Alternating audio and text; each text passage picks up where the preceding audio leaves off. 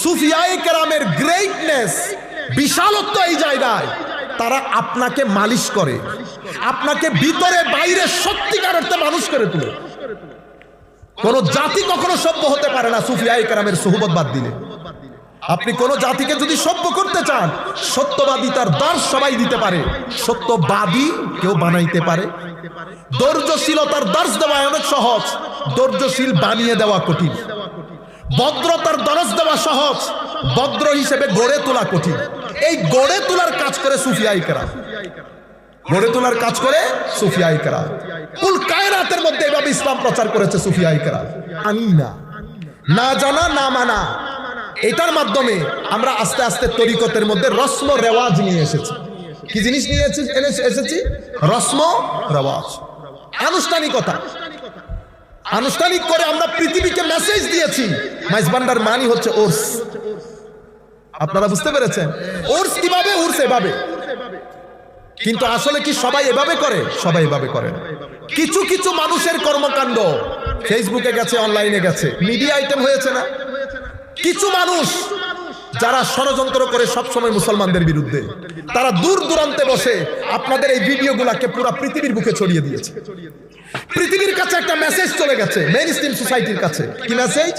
এরা এরকমই, এরা এরকমই, এগুলো কিছু বুঝে না, এগুলো দিনের মধ্যে বেদাত ঢুকিয়ে দিয়েছে। সে তো জানেও না হুজুর কেবলা কাবা কি, তার অবদান কি, বাবা ভান্ডারী কেবলা কাবাকে তার অবদান কি, কিভাবে মানুষকে চুম্বকের মতো টেনে এনে দ্বীনের রাস্তায় এনেছে, সেই আদর্শের জায়গাটা আমরা মানুষের সামনে তুলে ধরতে পারি নাই। এটা নিয়ে প্রপাগান্ডা হয়েছে, ফার্দার প্রপাগান্ডা হয়েছে, ফার্দার প্রপাগান্ডা হয়েছে। প্রপাগান্ডা হতে হতে হতে 30-40 বছর যাওয়ার আগে তরিকতের বিরুদ্ধে নেগেটিভ একটা ইমেজ মানুষের সামনে দাঁড়িয়ে গেছে। মানুষ জানেই না যে যখন হাদিসের কিতাব এখনো লেখা শুরু হয় নাই, তখন তরিকতের কিতাব লেখা শুরু হয়ে গেছে। এটা কি মানুষ জানে? বুঝতে পেরেছেন?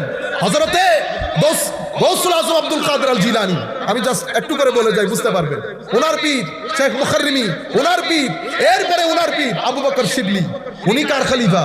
উনি খলিফা সাইয়্যিদুত তায়েফা হযরতে জুনায়েদ আল বাগদাদি রাদিয়াল্লাহু তাআলা আনহু। উনি কার খলিফা? উনি খলিফা হচ্ছেন হযরতে ওনার মামা হযরতে সরি সাকাতি।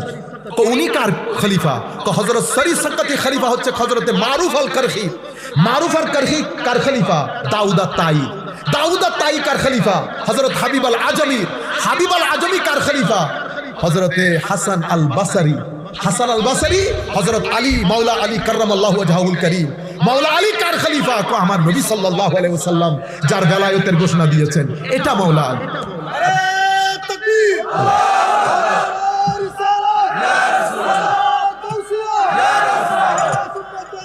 জিন্দাবাদ।